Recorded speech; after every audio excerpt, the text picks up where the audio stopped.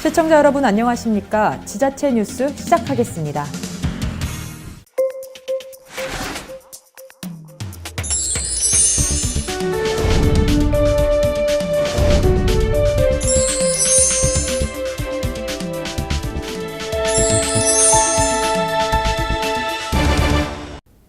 수도권 소식입니다. 강북구가 깨끗하고 건강한 환경을 조성하기 위해 오는 3월부터 청산의 일회용품 반입을 금지합니다. 이에 따라 출입구마다 설치된 회수통에 일회용 컵과 잔여물을 버려야 청산의 입장이 가능하게 됩니다. 강북구가 머그컵이나 텀블러와 같은 다회용품 사용을 일상화하기 위해 일회용품의 청산의 반입을 전면 금지합니다. 강북구는 청사 출입구에 일회용 컵 회수통을 설치하고 내부 직원과 시민을 대상으로 2월 말까지 홍보 활동을 실시한 뒤 오는 3월부터 일회용품 퇴출에 나설 예정입니다.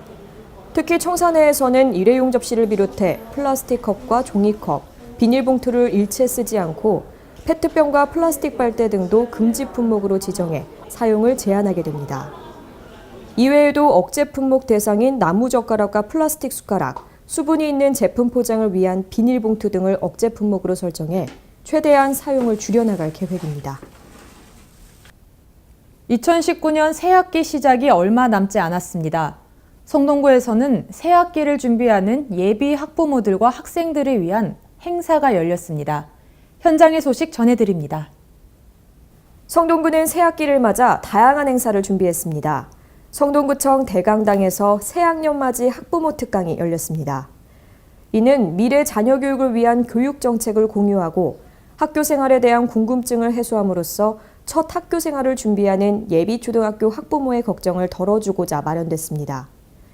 일부에서는 한국 공교육 혁신과 미래 자녀 교육을 위한 전반적인 교육 정책에 대한 특강이 진행됐고, 2부는 예비 초등학부모를 위한 정보 공유의 시간이 마련됐습니다. 한편 성동구청 대강당에서는 사랑의 교복 나눔 장터가 열렸습니다. 이 행사에는 지역 내 10개 학교가 참여했습니다. 졸업을 맞이해 더 이상 입지 않는 교복을 기증받아 저렴한 가격에 판매했으며 수익금은 지역 내 저소득층 자녀 학용품비 지원 등으로 사용할 예정입니다.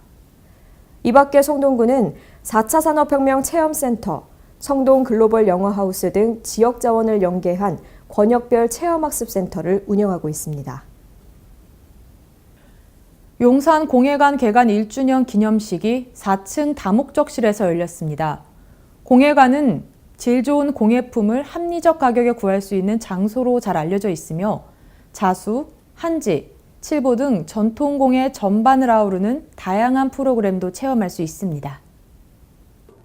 용산공예관 개관 1주년을 맞아 13일 용산공예관 4층 다목적실에서 용산공예관 개관 1주년 기념식이 열렸습니다. 이날 기념식에는 성장현 구청장, 구의원, 공예 관련 재단 대표, 각동 직능단체장 등 50여 명이 참석했습니다.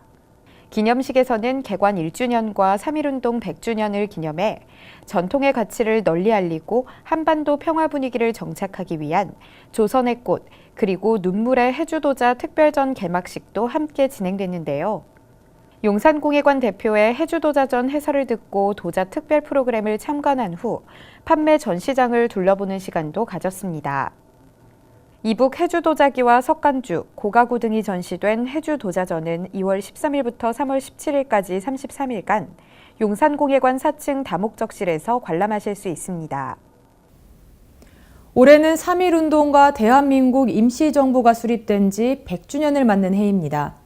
이를 기념해 경기도는 1년 내내 기억하고 성찰할 수 있도록 다채로운 기념 사업을 추진합니다. 어떤 행사들이 기다리고 있는지 최청순 기자가 취재했습니다. 경기도는 3.1운동과 임시정부 수립 100주년을 맞아 100년의 역사에서 1000년의 미래로를 주제로 다양한 기념 사업을 마련했습니다. 기념과 기억, 성찰 발전, 포용 미래 등 3개 분야로 나눠 10가지 기념 사업과 행사를 추진합니다. 기념 기억 분야에선 도내 21개 시군과 함께 29개 문화 행사를 진행합니다. 또 항일운동 유적지 안내판과 표지판을 지난해 29개 시군 62곳에 설치한 데 이어 올해 65곳에 추가 설치합니다. 경기도 박물관에서는 3월 1일부터 6월까지 독립운동가 특별 전시회를 통해 독립운동 자료와 사진 등 100여 점이 전시됩니다. 성찰 발전 분야는 경기도 재외 항일운동가와 3.1운동 관련 책자를 발간하고 공모를 통해 다양한 민간 기념 사업을 합니다. 포용 미래 분야 행사론 코리안 디아스포라 위대한 여정, 3.1운동과 임시정부 100주년 테마 관광 코스 개발이 진행됩니다. 코리안 디아스포라는 4월 11일 임시정부 수립 100주년을 맞아 독립운동에 헌신했지만 그동안 소외됐던 해외 독립운동가 후손들을 초청하는 기획 행사입니다. 러시아와 카자흐스탄, 우즈베키스탄, 쿠바 등에 거주하는 국외 독립유공자 후손들로 임진각 평화누리에서 진행되는 임시정부 수립 100주년 기념식에 참석해 공연을 펼칩니다.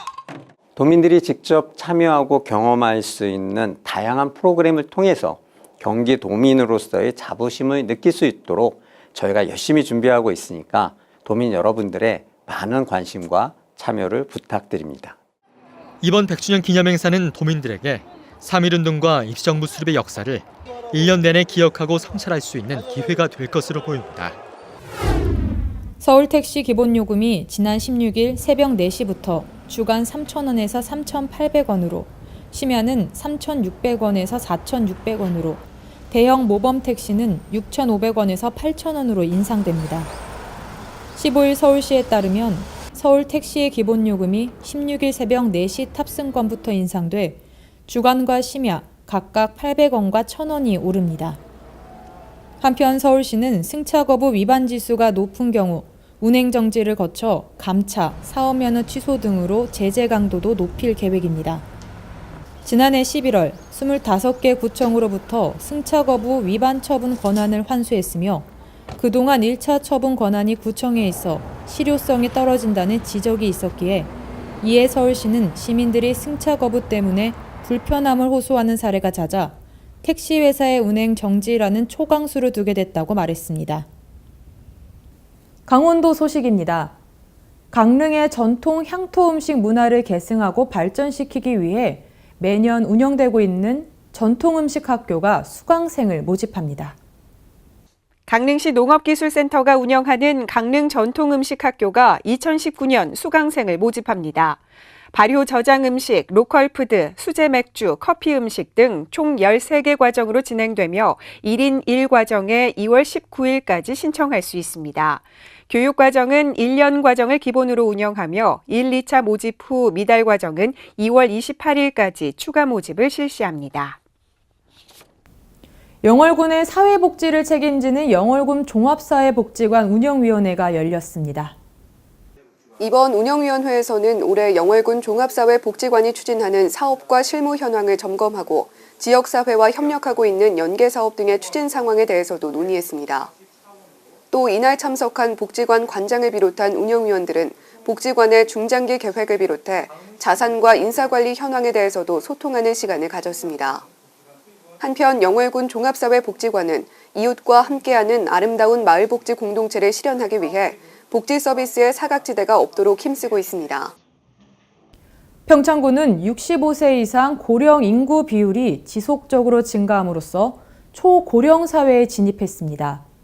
이에 따라 평창군은 인구 감소 위기에 돌파하고자 노력하고 있습니다.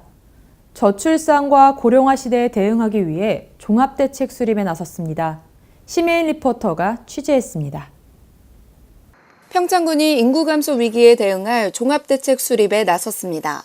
평창군에는 출생자보다 사망자 수가 많은 데드크로스 현상이 지속적으로 나타나고 있습니다. 65세 이상 고령 인구 비율이 2012년 20.6%, 2017년 24.1%를 차지하며 이미 초고령화 사회로 진입했습니다. 이에 따라 군은 인구 관련 정책을 추진하는 주요 부서를 중심으로 실무협의회를 구성하고 지난 11일 군청 소회의실에서 제1회 인구정책 실무협의회를 개최했습니다. 저희 군은 출생자가 사망자 수보다 많은 데드크로스 현상이 2001년부터 지속적으로 자연 감소가 이루어지고 있습니다. 또한 65세 고령화 인구 비율이 2012년부터 20%를 넘어서며 이미 초고령 사회로 진입하였습니다. 이에 인구 감소 위기에 대응하기 위하여 인구정책 관련 주요 추진 부서 간 협의사항을 실무협의회를 구성하여 운영하게 되었습니다. 평창군은 실무협의회를 구성해 인구정책을 세부적으로 추진할 계획입니다. 실무협의회는 총괄 교육, 출산 고령화, 귀농, 귀촌, 청년 일자리, 정주 여건 등 총 5개 분야로 나눠 사업 추진 실무 담당자를 구성했습니다. 이날 협의회에서는 사업 추진부서 담당급 20여 명이 참석해 분야별 인구정책과 사업 진행 상황, 부서 간 협의사항 등을 논의했습니다. 특히 협의회에서는 올해 2019년 평창군 인구정책 추진 계획을 이달 내로 확정해 인구절벽 위기를 해결하기 위한 종합대책을 수립하기로 했습니다. 평창군은 누구나 살고 싶고 모두가 행복할 수 있는 평창을 만들 수 있도록 고용 안정과 지속 가능한 일자리 창출, 돌봄, 양육 환경 조성, 정주 여건 및 교육 환경 개선 등 국민들의 삶의 질을 높이는 데 최선을 다하겠다고 말했습니다. 평창군의 최근 5년간 연령별 인구 증감률을 살펴보면 65세 이상 노인 인구만 지속적으로 증가하며 유소년 인구가 큰 폭으로 감소 추세를 보이고 있습니다. 지난 10년간 저출산 고령화가 지속된 것으로 보이는데요. 평창군은 노인 및 아동의 돌봄 환경을 조성함으로써 건강한 고령 사회를 만들고 출생아 수 증가를 기대 효과로 뽑았습니다. 또한 군은 궁극적으로 활기차고 편리한 정주 환경을 조성함으로써 국민 모두가 행복한 삶의 질 향상으로 인구 감소에 대응하고자 노력하고 있습니다. 충청도 소식입니다. 음성군이 봄철 산불 조심 기간을 5월 15일까지 정하고 산불 예방에 총력을 기울이기로 했습니다. 이 기간 동안 음성군은 본청과 9개 읍면에 산불 방지 대책본부를 운영하고 산불 방지 대응을 위한 비상 연락 체계를 유지하기로 했습니다. 또한 산불 예방 감시와 동시에 산불 발생 시 초동 진화 태세를 구축하기 위해 산불 전문 예방 진화대 및 산불 감시원도 취약지에 배치했습니다. 보령시 LNG 터미널에서 발생되는 초저온 냉열이 냉동 냉장 물류단지에서 에너지원으로 재활용됩니다. 이와 관련해 보령시는 지난 13일 한국중부발전 보령 LNG 터미널과 LNG 냉열 활용 업무 협약을 체결했는데요. 보령 LNG 터미널은 연간 350만 톤의 LNG를 다루고 있는 가운데 보령에서 어획해 가공되는 수산물의 경우 절반밖에 저장할 수 없어 LNG 터미널과 연계한 냉동 창고가 조성될 경우 어가 소득 증대에 크게 기여할 것으로 보입니다. 특히 증가하는 냉동식품 시장 규모에 맞춰 동남아 시장 사업 확대 등을 통해 지역 경제 발전과 일자리 창출에 기여할 것으로 전망됩니다. 광역시 소식입니다. 2021년까지 교통사고 사망자 30% 줄이기를 목표로 대구시가 특별 대책을 수립했습니다. 이는 지난해 1월부터 교통 관련 유관 기관, 단체와 함께 교통안전회의와 워크숍, 실무 전문가 협의회 등을 거쳐 시민과 전문가들의 의견을 직접 듣고 반영한 결과입니다. 먼저 교통안전 의식 개선 과제로 학년별 맞춤형 교육을 실시하고 연간 2만 명을 대상으로 어르신 교통안전 교육, 유관기관 시민단체가 함께하는 거리 퍼포먼스 등을 전개합니다. 사람 중심 현장 밀착형 교통인프라 구축 과제는 교통사고가 잦은 75개소를 선정해 시설을 개선하고 2019년 행안부 공모에 선정된 동구 해안지구와 달서구 상인동 보행환경 개선 사업을 추진합니다.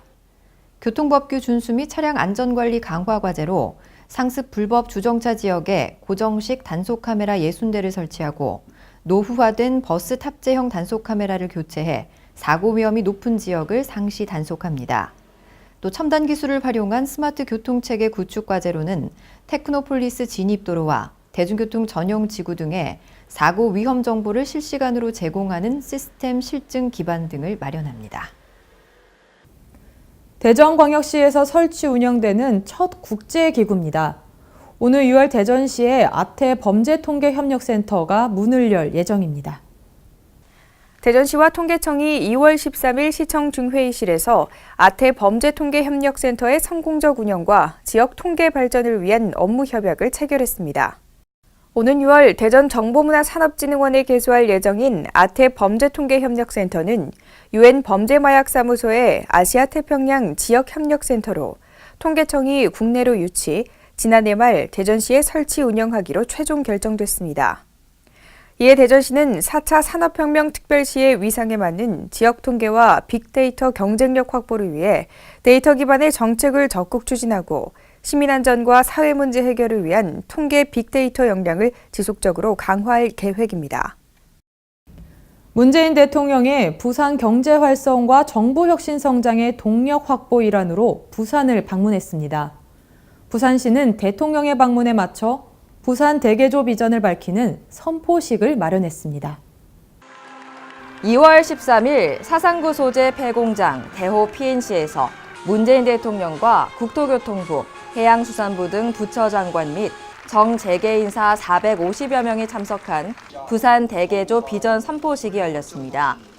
선포식은 부산의 경제 침체와 이를 극복하려는 부산 대개조 과제를 상징하는 사상구 폐공장 대호 PNC에서 개최됐습니다.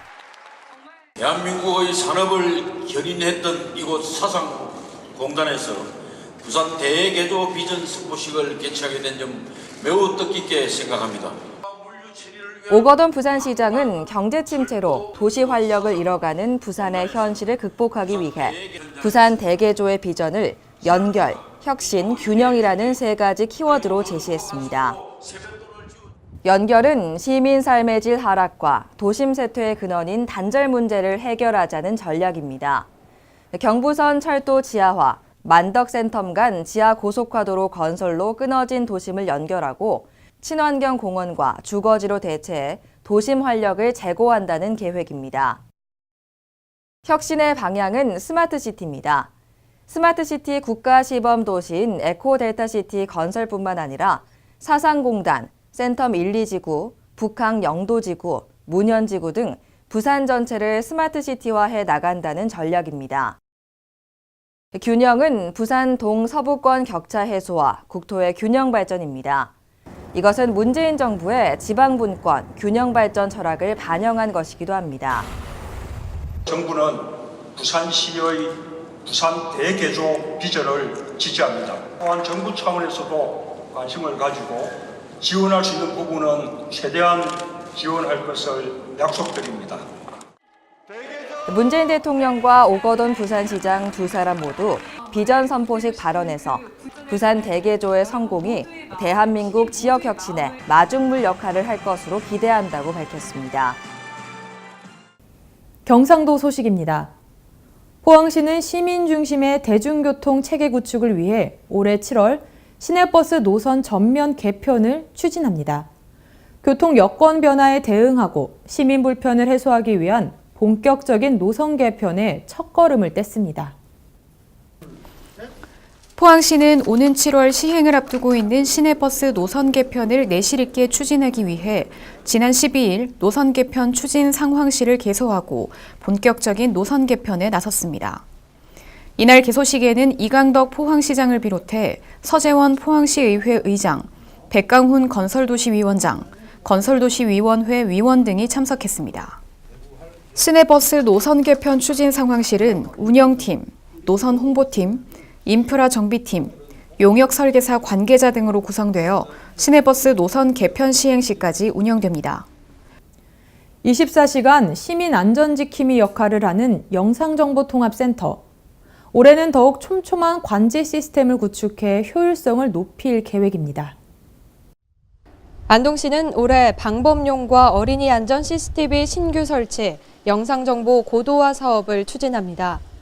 특히 움직임이 있는 영상만 선별해 관제하는 지능형 스마트 선별 관제 시스템을 구축해 범죄 예방과 인력 운용의 효율성을 높일 계획입니다. 영상정보통합센터에서는 2018년 한 해 동안 청소년 폭력과 응급 상황 등 700여 건을 관계기관에 신고했으며 범법자 검거에 기여하는 등 시민 안전 지킴이 역할을 톡톡히 하고 있습니다. 울릉군은 울릉경찰서, 울릉교육지원청, 포항남부소방서, 동해안경찰서와 울릉스마트시티 관제센터 운영에 관한 업무 협약을 체결했습니다. 협약식에는 김병수 울릉군수와 단체장을 비롯한 유관기관 관계자 20여 명이 참석했습니다. 울릉스마트시티 관제센터는 각 기관에서 자체 운영 중이던 CCTV를 통합 관리하며 24시간 빈틈없는 모니터링을 통해 신속한 대처가 가능한 체계를 갖췄습니다. 전라도 소식입니다. 화태 백야 연도교 건설이 국가균형발전위원회가 확정한 예비타당성 조사 면제 사업에 반영됐습니다. 이번 성과는 지난해 12월 전라남도와 국가균형발전위원회에 면제 신청을 하며 국회, 기획재정부, 국토교통부 등을 수차례 방문해 면제 필요성과 당위성을 끈질기게 설명하고 노력한 결과입니다. 연도교 건설 사업은 화태도에서 오로도, 계도, 제도, 백야도를 잇는 국비 5,277억 원이 투입되는 사업으로 예비 타당성 조사가 면제돼 조기에 착공될 것으로 보입니다. 연도교가 건설되면 돌산 화양 지역은 물론 동부 지역의 교통정체 해소와 섬과 다리를 통해 체류형 섬 관광 시대를 열어 지역 경제 발전은 물론 지역 주민들의 생활 향상에 기여할 것으로 예상되고 있습니다. 김제시에 위치한 음식물류 폐기물 자원화 시설이 음식물류 폐기물 친환경적 처리 방식에 주민들에게 큰 호응을 얻고 있습니다. 음식물류 폐기물 자원화 시설이 설치되기 이전에는 음식물류 폐기물을 매립, 소각 등 환경오염을 일으키는 주 원인이었습니다. 이러한 문제를 해결하기 위해서 김제시는 음식물류 폐기물 자원화 시설을 2003년부터 운영해오며 환경오염 방지 및 쾌적한 환경 조성에 기여하고 있다는 평을 받고 있습니다. 김제시 거주 주민들은 음식물류 폐기물을 재활용해 만든 부산물 비료는 농가에 무상 제공돼 영농에 큰 도움이 되고 있다고 말했습니다. 김제시 관계자는 음식물류 폐기물 자원화 시설의 지속적인 개선과 유지 보수로 음식물류 폐기물 처리에 만전을 기해 김제 시민들에게 편익을 제공하도록 노력하겠다고 말했습니다. 유네스코 음식창의 도시인 전주에서 전주 한식과 유럽의 내추럴 와인을 함께 맛볼 수 있는 축제를 열었습니다. 국제 한식조리 학교가 주최하고 전주시와 비노필이 후원한 전주 푸드 앤 내추럴 와인 페스티벌이 16일과 17일 이틀간 개최됐습니다. 이번 행사는 전주시가 전 세계적으로 환경과 동물의 윤리적인 음식을 개발하고 소비하는 시대 변화에 발맞춰 친자연적인 재배 방식을 지향하는 내추럴 와인과 전주 음식을 결합하는 시도의 일환으로 기획됐습니다. 시는 이번 행사가 전주를 방문한 20여 개 와이너리 대표와 전 세계 내추럴 와인의 소비자, 국내외 관광객들에게 널리 알려 세계적인 미식 도시이자 문화 도시로 우뚝 설 수 있을 것으로 기대하고 있습니다. 본 행사에 참여한 와인 소믈리에 관계자는 전주와 내추럴 와인은 굉장히 잘 어울리는 조합이라며 단순 재배뿐만 아니라 유통의 과정까지도 친환경을 표방하는 내추럴 와인을 생태도시이자 문화도시인 전주에서 맛볼 수 있어 굉장히 새로웠다고 소감을 밝혔습니다. 이번 행사 관계자는 지난해 전주를 방문해 이미 전주에 대한 이미지를 높게 평가한 와인 메이커들도 이번 행사에서 전주가 내추럴 와인이 지향하는 지속가능한 발전 방향과 가장 부합하는 도시라고 평가했다고 말했습니다. 전주시와 국가균형발전위원회가 포용국가를 위한 지역균형 발전과 특례시 세미나를 통해 김승수 전주시장을 비롯한 김광수, 안호영, 정운천 국회의원들과 함께 수도권과 비수도권, 낙후 지역의 격차 해소를 위해서는 전주 특례시로 지정해야 한다는 데 한 목소리를 냈습니다. 먼저 지역균형 발전을 위한 혁신성장 거점도시 육성 필요성을 주제로 발제에 나선 김승수 시장은 수도권과 비수도권, 낙후 지역의 격차 해소 중심의 균형 발전 정책 추진 필요성에 대해 역설하고 지방 소멸 위기라는 국가적 과제를 해결하기 위한 방안으로 전주시 등 광역도시가 없는 지역의 중심도시의 특례시 지정 당위성에 대해 역설했습니다. 특히 김 시장은 문재인 정부는 지난 대선 과정에서 전주 문화특별시 지정을 공약했다면서 약속을 지키기 위해서라도 특례시 지정을 적극 지원해야 한다고 강조했습니다. 이에 윤보라 행정안전부 자치분권 제도과 사무관은 인구 50만 이상 대도시에도 사무특례 기준 등 도시들의 자치사무가 확대되도록 노력하고 있다며 행정수요 등이 고려되도록 연구용역을 추진하고 이미 제시된 주장을 적극적으로 검토할 계획으로 지방자치법 전부 개정안이 국회에 제출돼 본격적으로 논의되는 시점에 다양한 특례시 기준이 마련되도록 노력하겠다고 말했습니다. 한편 시는 이번 세미나를 통해 전주 특례시 지정 필요성에 대한 공감대를 재확인한 것은 물론 행정, 입법 전문가와 정치권 등의 지정 당위성을 피력한 만큼 향후 전주 특례시 지정을 이끌어내는 원동력이 될 것으로 내다보고 있습니다. 정읍시가 관광객 유치를 위해 한국철도공사와 함께 정읍 샘고을 관광열차 사업을 준비하며 업무 협약 체결식을 가졌습니다. 2019년 2월부터 12월까지 진행되는 관광열차 사업은 4천만 원의 예산을 들여 코레일에서 운영하는 철도 관광 상품을 이용해 정읍시를 찾는 관광객들에게 1인당 숙박비 1만 원, 30인 이상의 단체인 경우에는 교통비와 식비도 각각 1인당 1만 원씩 지원할 계획입니다. 이 밖에도 정읍시와 한국철도공사 정읍역이 협약 체결해 공동으로 사업을 추진하며 시에서 예산을 지원하고 정읍역은 관광객 모집과 열차 운영, 사업비를 집행하는 절차로 사업이 진행됩니다. 정읍시 관계자는 정읍시는 올해부터 2020년까지 정읍 방문의 해로 정하고 500만 관광시대를 열기 위해 관광객 유치에 전력을 다하고 있다며 내장호 수변 지역 개발, 구 도심 재생, 시내 관광을 위한 조곡천 복원, 스포츠 마케팅을 위한 스포츠타운 조성 등 인프라 구축과 상품 개발에 행정력을 집중하고 있다고 말했습니다. 유진섭 정읍시장은 앞으로도 정읍시는 KTX라는 교통수단을 가진 장점을 최대한 활용해 수도권 등 대도시의 관광객 유치와 정읍을 알리기 위해 한국철도공사 정읍역과 상호 긴밀한 협력을 확대하고 강화해 나가겠다고 밝혔습니다. 군산시 농업기술센터가 오는 2월부터 총 12회에 걸쳐 읍면사무소, 동주민센터 및 지역 농협 등에서 농업인 1,350명을 대상으로 2019 새해 농업인 실용교육을 진행합니다. 군산시는 대내외적으로 급변하는 정책 변화에 대응하고 장목별 핵심 기술을 농업인에게 보급하기 위한 전문교육에 집중한다는 계획입니다. 농업인 실용교육은 영농 현장에서 바로 적용할 수 있는 재배기술 교육과 함께 2019년 주요 농정시책, 주요 작물 생산, 유통 현황 등 농업인에게 유용한 교육으로 이뤄집니다.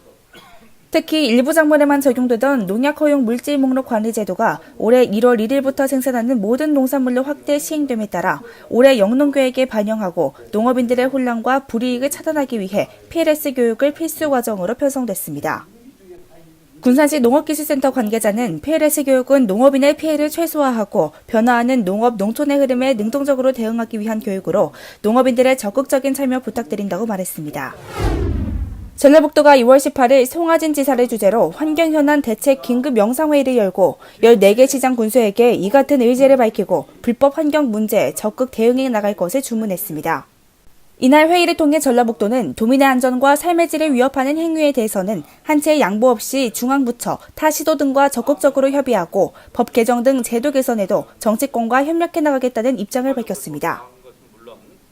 한편 각 시장 군수에게는 환경 관련 불법 사항에 대해 시장 군수의 지휘 아래 강력한 조치와 신속한 해결을 주문했습니다.